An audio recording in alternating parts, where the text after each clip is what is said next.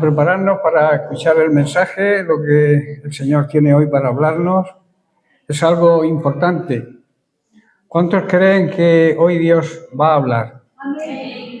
Todos, ¿verdad? Porque Dios habla a través de su palabra. Nosotros somos simples vasijas que Dios usa para ministrar a la iglesia, para traer ese mensaje, esa palabra que da vida y que fortalece el alma. Bien, el tema de hoy lo he titulado El engaño de creer que estamos firmes sin Dios. Hay personas, hay creyentes incluso que se creen que están bien en el Señor, pero viven apartados, alejados del Señor. Por eso hoy quiero hablaros de cuando la soberbia prepara la caída, cuando la tragedia de creer crece cuando lo hacemos sin Dios, creemos de una manera superflua, del orgullo, de la autosuficiencia y de la ruina espiritual que esto conlleva. También quiero hablar cuando la altura, cuando nos subimos, es el inicio precisamente de la caída. Y también de la falsa seguridad que va a terminar en juicio. Por eso el título es El engaño de creer que estamos firmes sin Dios. En la Biblia, en las Sagradas Escrituras, encontramos un nombre y un pueblo que simboliza todo esto. Ese nombre y ese pueblo es Moab. El término Moab en la Biblia tiene un significado tanto histórico como un significado espiritual. Moab nos enseña cuando Dios transforma un origen que ha sido quebrantado, un mal origen, quizá un origen difícil, en algo de bendición. Hay nombres en la Biblia que cargan historia, pero también nos comunican grandes verdades y grandes mensajes. Lo que Moab nos enseña sobre el corazón altivo. Moab no es solamente un pueblo, es un espejo del corazón humano. Vemos un origen marcado por el pecado, pero también una oportunidad para la gracia de Dios. Detrás de Moab hay vergüenza, pero también hay redención. Y aquí está la verdad que marca este mensaje. Dios no está limitado por tu pasado, pero sí obra en tu presente si te vuelves a Él, claro está. Ahora vamos a ver el significado literal. Hemos dicho que su origen está marcado por el pecado. El nombre Moab significa de su padre. Su origen viene de una relación pecaminosa con Lot. No fue, digamos, un comienzo limpio. No fue una historia digna de orgullo. Fue un inicio marcado por el error, el miedo y los deseos pecaminosos de la carne. Este nombre proviene del origen del pueblo moabita, que se relata en el libro de Génesis, capítulo 19. Allí se cuenta que la hija mayor de Lot tuvo un hijo con su propio padre y lo llamó Moab, precisamente. Por eso el nombre siempre refleja ese origen. Y esto es digamos que es de aplicación para nosotros hoy. Hay personas que viven esclavas de su pasado. Yo vengo de una familia rota. A veces escuchamos, quizás jóvenes o no tan jóvenes. Mi historia está manchada. He cometido demasiados errores. Pero escucha bien, tu origen no determina tu destino cuando Dios entra en tu historia. ¿Entendéis? De donde vienes no va a marcar tu futuro, si realmente Dios empieza a obrar en tu historia, en tu vida. Ahora veamos Moab como pueblo. Moab también fue una nación descendiente precisamente de ese hijo. Habitaban al este del Mar Muerto.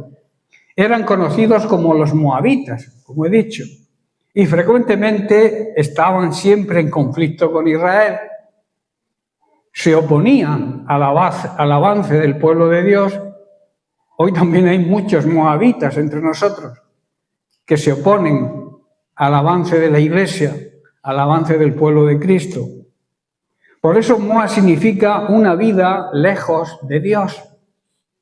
Como nación Moab se caracterizó por orgullo, idolatría y enemistad con Israel. Y aquí hay una enseñanza muy práctica. Moab representa la vida sin Dios, el corazón autosuficiente, yo lo sé todo, yo lo puedo todo, y el alma que confía en sí misma y no en el Señor. Hay creyentes, y estoy hablando a la iglesia, personas que se llaman creyentes, que aunque conocen a Dios, viven como Moab, independientes de Dios, confiando en sus propias fuerzas, sin buscar su dirección jamás. Tomamos las decisiones por nuestra cuenta sin consultar a Dios. Y escucha bien, no basta con conocer a Dios, hay que depender de Él.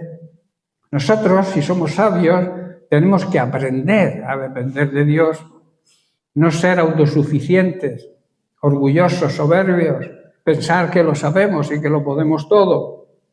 Dios mismo declara sobre Moab su altivez. Y lo vemos en Jeremías capítulo 48, verso 29. Dice, hemos oído de la soberbia de Moab. Muy grande es su soberbia, su arrogancia, su orgullo y la altivez de su corazón. Hay una gran diferencia entre tener fuerza y creerse invencible. Hay una gran diferencia ahí. Moab no cayó por falta de recursos ni por debilidad militar, sino por algo mucho más peligroso, la soberbia, la altivez del corazón. El orgullo aquí no solamente es una actitud externa, es una estructura interna que distorsiona la manera de ver las cosas. Cuando el corazón se eleva, deja de escuchar, deja de depender, deja de temer a Dios. Y en ese momento, aunque todo por fuera parezca firme, por dentro ya ha comenzado la caída. El texto repite soberbia, arrogancia, orgullo, altivez, como si quisiera que entendiéramos que el problema no es superficial, es algo profundo, es un problema de nuestro ser interior, es la acumulación de todo, es como progresivo, que va avanzando, pero también es engañoso. El orgullo nunca se presenta como un enemigo, se disfraza de seguridad, de dignidad y de autosuficiencia. Pero hay una ley espiritual constante. Todo lo que se levanta contra Dios eventualmente se desploma bajo su propia altura. ¿Entendéis? O sea, cuando más se eleva uno, más grande es la caída. Hay una ley espiritual que necesita demostración, porque la historia y la vida la repiten constantemente. La altura que se consigue y que nace sin Dios termina siendo el peso de su propia caída. ¿Comprendéis lo que estoy diciendo? El ser humano tiene una inclinación peligrosa. Elevarse sin consultar a Dios. Crecer sin el empuje del Espíritu Santo. No siempre esto es una rebeldía abierta. Muchas veces es un crecimiento silencioso, pero peligroso, donde Dios queda cada vez más lejos, más al margen de todo. Y cuando eso ocurre, lo que parecía un avance, en realidad es alejamiento. Las Sagradas Escrituras lo confirman una y otra vez. Hay varios ejemplos en la Biblia. Tenemos la Torre de Babel. Quisieron alcanzar el cielo por sus propios medios y terminaron confundidos y dispersos. Génesis 11:4 dice, edifiquemos una ciudad y una torre cuya cúspide llegue al cielo y hagámonos un nombre. Altivez, soberbia, orgullo, prepotencia. Y el verso 7 dice, descendamos, y aquí quiero abrir un paréntesis, lo dice en plural, habla de la Trinidad.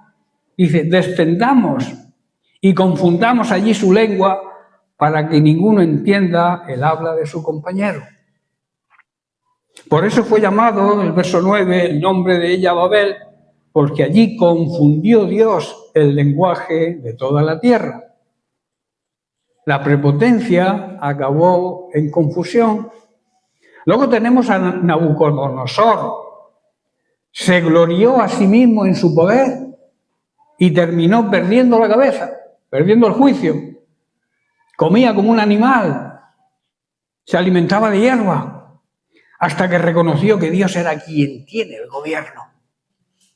Lo vemos en Daniel, capítulo 4, verso 30. Dice, habló el rey y dijo, ¿no es esta la gran Babilonia que yo edifiqué para casa real con la fuerza de mi poder y para gloria de mi majestad? Orgullo, prepotencia, altivez de corazón. Aquí vemos el centro del problema. Yo edifiqué, fue mi poder para mi gloria. Y eso a Dios no le agrada, porque la gloria, el poder y la autoridad es de Él. Si tú tienes autoridad, es autoridad delegada de Él. Este enfoque en sí mismo es lo que provoca que inmediatamente después Dios lo humille hasta que reconozca que el Altísimo gobierna sobre todos los reinos de la tierra. Eso está en los versículos siguientes, del 31 al 37, si queréis leerlo luego. Luego tenemos otro caso, Satanás. Era el príncipe de la alabanza en el cielo, el director de la alabanza en el cielo. ¿Pero qué ocurrió? Que quiso ser semejante al Altísimo y fue derribado. La idea de que Satanás quiso exaltarse a sí mismo como Dios y fue derribado lo encontramos en Isaías capítulo 14, de los versículos 13 al 15. Dice así, tú que decías en tu corazón, subiré al cielo, en lo alto junto a las estrellas de Dios, levantaré mi trono y seré semejante al Altísimo. Mas tú derribado eres hasta el Seol, a los lados del abismo. El pecado no comenzó con un hecho, con una acción, sino con una intención en el corazón. Él dijo, seré semejante al Altísimo. La caída no fue un accidente, fue consecuencia directa de esa exaltación, que fue una exaltación indebida. El que quiso subir más alto que todos, terminó cayendo más profundo que ninguno. Eso hace Dios con la prepotencia, el orgullo, la soberbia. En cada caso que hemos leído, el problema no fue la altura, el crecimiento, sino la fuente de esa altura y de ese crecimiento, el orgullo y la soberbia que siempre conducen a la rebeldía. Y aquí hay un principio espiritual muy profundo. Dios no está en contra de que crezcas, está en contra de que crezcas sin Él. Esa es la conclusión y el principio espiritual que se deduce.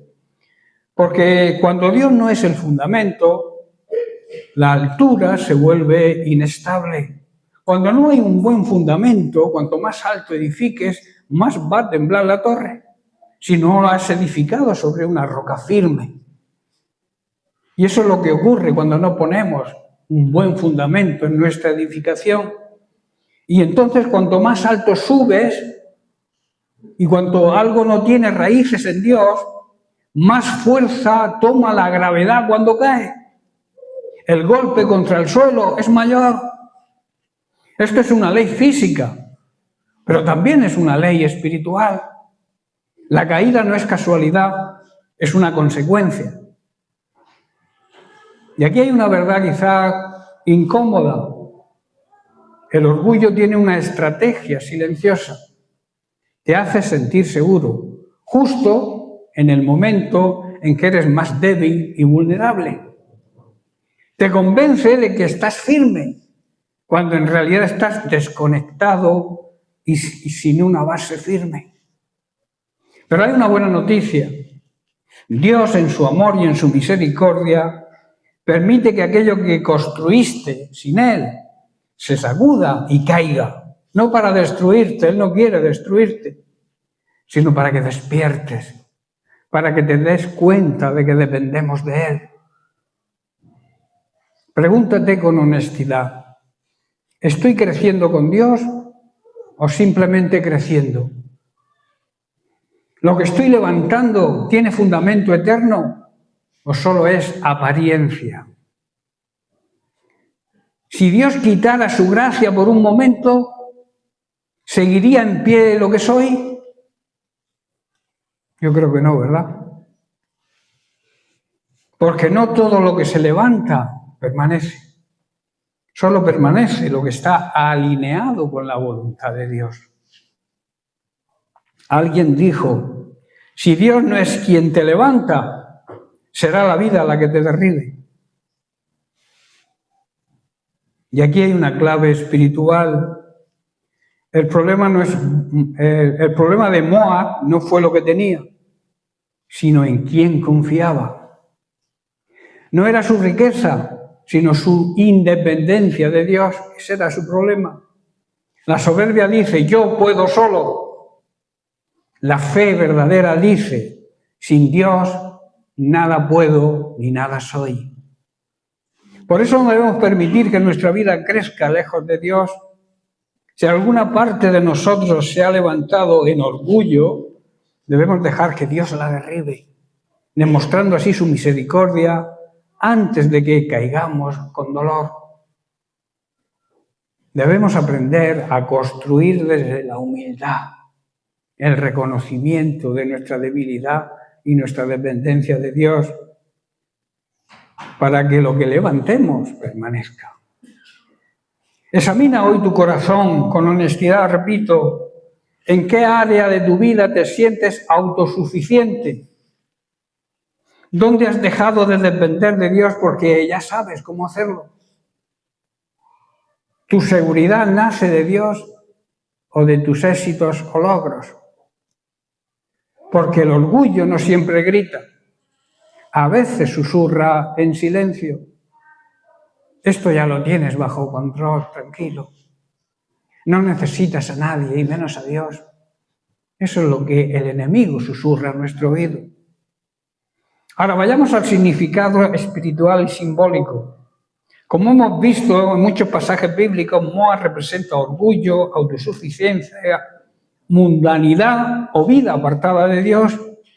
También significa oposición al pueblo de Dios, oposición a su palabra. Sin embargo, no todo es negativo. Hay una hermosa excepción. Se encuentra en el libro de Ruth. Ruth era moabita, lo sabíais, ¿verdad? Ella decidió seguir al Dios de Israel. Llegó a ser parte del linaje de David y finalmente de Cristo. Cuando su origen fue un origen difícil, era moabita. Dios puede redimir de Moab y de lo que significa. Aquí entra una de las historias, digamos, más hermosas de la Biblia. Aparece una mujer moabita, Ruth, una mujer marcada por ese origen difícil, pero que toma una decisión radical. Ahí está la clave, las decisiones que tomamos. Y dice a su suegra Noemí, tu pueblo será mi pueblo y tu Dios será mi Dios. Tomó una decisión, a veces debemos tomar decisiones. No podemos dejar que todo al azar. La vida cristiana es una vida de tomar decisiones, pero con el consejo divino. Tu pueblo será mi pueblo y tu Dios será mi Dios. ¿Qué hizo Ruth? Renunció a su pasado, cerró la puerta a su pasado y abrazó al Dios verdadero y caminó por fe. Y Dios hizo algo increíble. La integró en su pueblo, en Israel. Cuando los moabitas eran enemigos de Israel, ella fue integrada en el pueblo de Dios. La bendijo. la puso en la genealogía del rey David y finalmente en la línea de Cristo. Imaginaos lo que hizo Dios con Ruth. Dios no te va a definir por tu pasado, pero sí por la decisión que tomes hoy. Ruth, como moabita, empezó mal, pero terminó gloriosamente por la decisión que tomó. Y aquí hay un principio poderoso. No es de dónde vienes, es hacia dónde decides ir. Porque el caminar hacia Dios es una decisión que debemos tomar. Es una decisión, quizá la decisión más importante que debemos tomar. Ir a Jesús. Hay dos caminos. Puede ser Moab, orgullo, oposición, vida mundana, distancia y alejamiento de Dios. O puede ser Ruth, decisión, rendición, fe y transformación. Cristo es, digamos, la redención final de toda la historia. La historia de Ruth apunta a algo mayor, apunta a Jesucristo, porque en Él el pasado es perdonado, la identidad es restaurada, el destino es transformado. Dios toma lo roto y lo hace parte de su plan eterno. Ese es el maravilloso Dios que nos ama, que nos cuida y que es nuestro Padre Celestial. Somos barro en manos del alfarero. Esta frase encierra una de las verdades más profundas y consoladoras del Evangelio. Dios no desecha aquello que ha sido quebrado. Dios no desecha por lo que eras, por el destino de donde vienes, sino que lo recoge, lo trabaja y lo transforma para su gloria. La Biblia nos lleva directamente a la imagen del alfarero en Jeremías capítulo 18. Allí el profeta ve cómo el barro se echa a perder en las manos del alfarero. Pero no lo tira. El alfarero no tira ese barro deshecho y echado a perder, sino que lo reconstruye, lo vuelve a hacer. Vamos a estudiar los elementos de este pasaje. Primero, el barro. El barro simboliza nuestra condición. El barro no tiene forma propia, ¿verdad? No decide, no dirige, no presume. Así es el hombre sin Dios, frágil, moldeable por el mundo, dependiente. Pero además el barro del que habla la Escritura está arruinado. No es un material perfecto. El barro que se ha desformado. ¿Y no es esta nuestra historia, hermano? ¿No éramos nosotros barro deformado y Dios nos moldeó y nos hizo una nueva vasija? Vidas quebrantadas por decisiones equivocadas quizás, corazones heridos por el pecado, sueños rotos, culpas acumuladas. El mundo diría, no sirves. Pero Dios te dice, todavía no he terminado contigo. Te voy a reconstruir, te voy a formar de nuevo. El segundo elemento es el alfarero. El alfarero simboliza la soberanía de Dios. Dios se presenta como el alfarero. Él tiene, digamos, en su mente el diseño, nuestro diseño. También tiene el plan y el propósito para nosotros. Él tiene la visión completa. Y el barro no le da instrucciones al alfarero, ¿verdad? Es el alfarero quien con paciencia, con firmeza y con amor moldea cada detalle de esa nueva vasija. Y aquí hay algo clave e importante. Dios no improvisa con lo roto, ni lo desecha. Lo integra en su plan eterno. Lo que para ti fue un error, lo que para ti fue una caída, lo que para ti parece el final, Para Dios puede ser el comienzo de una nueva forma, de una nueva vasija. El tercer elemento está el proceso. Manos que aprietan el barro, pero no lo destruyen. El proceso del alfarero no es cómodo. Amasa el barro, lo presiona, lo gira en la rueda. A veces lo deshace, pero para volver a intentarlo. Dios tiene mucha paciencia con nosotros. Muchas veces como creyentes no entendemos por qué Dios permite ciertas circunstancias y por qué Dios permite que seamos procesados. Y es sencillamente porque Dios no va a utilizar a nadie que no haya sido procesado, que no haya pasado por la prueba, por el fuego. Las manos que aprietan son las mismas manos que nos sostienen. Dios no está destruyendo nuestra vida, está procesándole y dándole una forma eterna. Luego tenemos lo roto, tiene un propósito. En el plan de Dios nada se desperdicia. El fracaso produce humildad. El dolor produce sensibilidad por el dolor de los demás. Y la prueba produce carácter. Jesús fue experimentado en dolores y en sufrimiento. Fue el campeón del sufrimiento, lo experimentó. Por eso debemos dejar que el carácter de Cristo se forme en nosotros. Dios toma lo roto y lo convierte en testimonio.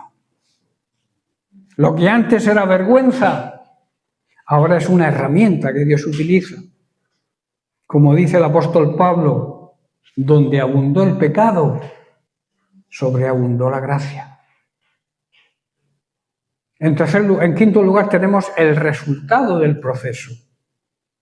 Una vasija para honra. El objetivo del alfarero no es simplemente reparar el barro, es hacer una vasija útil y hermosa según su diseño. Dios no solo nos restaura, nos encamina, nos dirige hacia un propósito eterno. Una vasija no vive para sí misma, ¿verdad? Una vasija tiene un uso. La vasija se crea, el alfarero crea una vasija para un uso. Un vaso para llenarlo de agua, de leche. Un vaso no es para esconderlo y guardarlo como un tesoro, sino para utilizarlo, que es lo que Dios quiere hacer con nosotros, utilizarnos. Se crea para ser usada, hemos sido creados de nuevo, nacidos de nuevo, para ser utilizados por Dios. La vasija fue creada para contener, para servir, para cumplir una función. Tú y yo hemos sido nacidos de nuevo para cumplir una misión. Somos moldeados, somos procesados para reflejar la gloria de Cristo. Si hoy te sientes roto, sin forma, sin dirección, no te salgas de la mano del alfarero, porque el mismo Dios que permite el proceso te garantiza el resultado. Por eso no eres un desecho, no eres una equivocación, no eres un error, no es el final de tu historia. Eres barro, sí, pero estás en las manos del alfarero. Y Él fielmente hará de tu vida una obra que encaje perfectamente en su plan y su propósito eterno. Y aquí hay una gran enseñanza espiritual. Moab nos deja una lección poderosa. Aunque alguien tenga un pasado difícil o un origen complicado, Dios puede transformar su historia. Dios no rechaza al que se vuelve a Él con fe. Jesús lo dijo, el que venga a mí, yo no lo rechazo. Moab, por tanto, nos enseña tres grandes verdades. Tu origen puede ser marcado, estar marcado, pero no estás condenado. Vivir lejos de Dios te va a endurecer el corazón, la segunda verdad. Y volverte a Dios va a cambiar completamente tu historia. Hoy tienes una decisión que tomar. Seguir viviendo como Moab o levantarte como Ruth. Dios no busca perfección, busca que nos rindamos a Él para que nos dejemos moldear. No importa tu pasado, no importa tu historia, no importa tu nombre, importa tu nueva identidad en Cristo.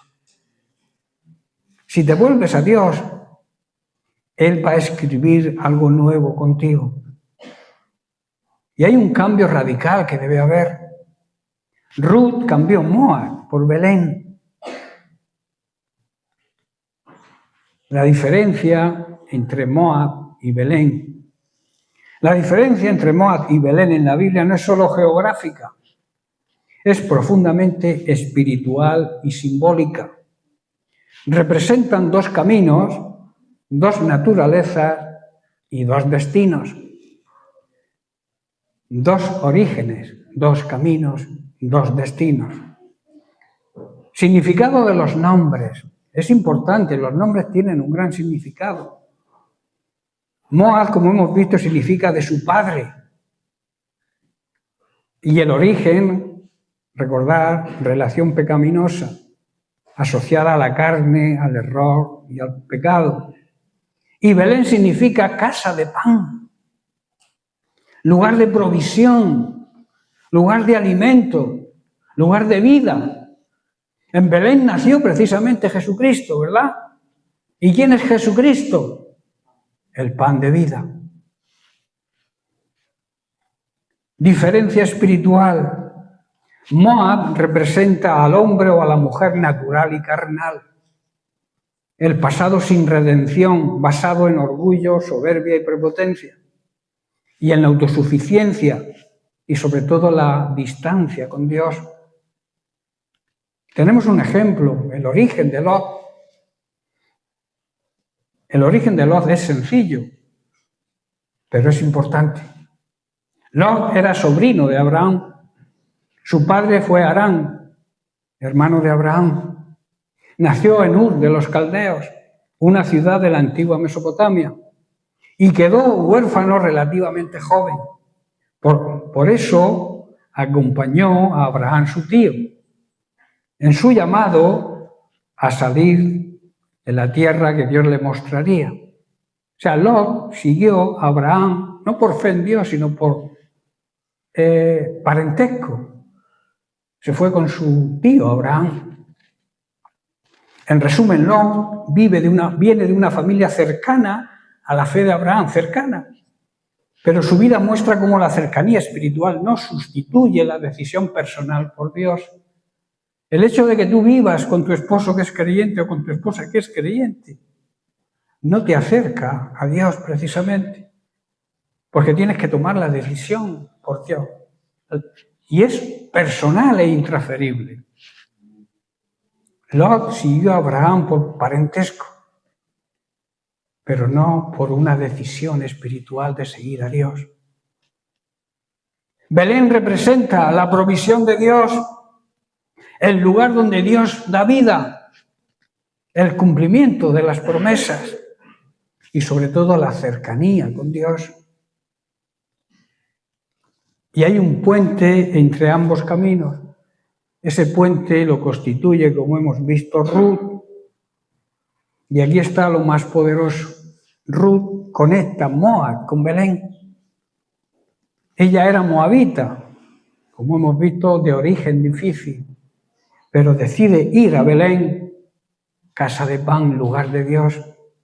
Pasó de un lugar del pasado muy difícil a un lugar de propósito y de futuro eterno. En Belén fue redimida, fue restaurada, fue parte del linaje de David y de Jesucristo. Y aquí hay una enseñanza profunda. Moab simboliza de dónde venimos y Belén simboliza dónde Dios quiere llevarnos, pero necesita que tomemos nuestra propia decisión. mantenernos en Moab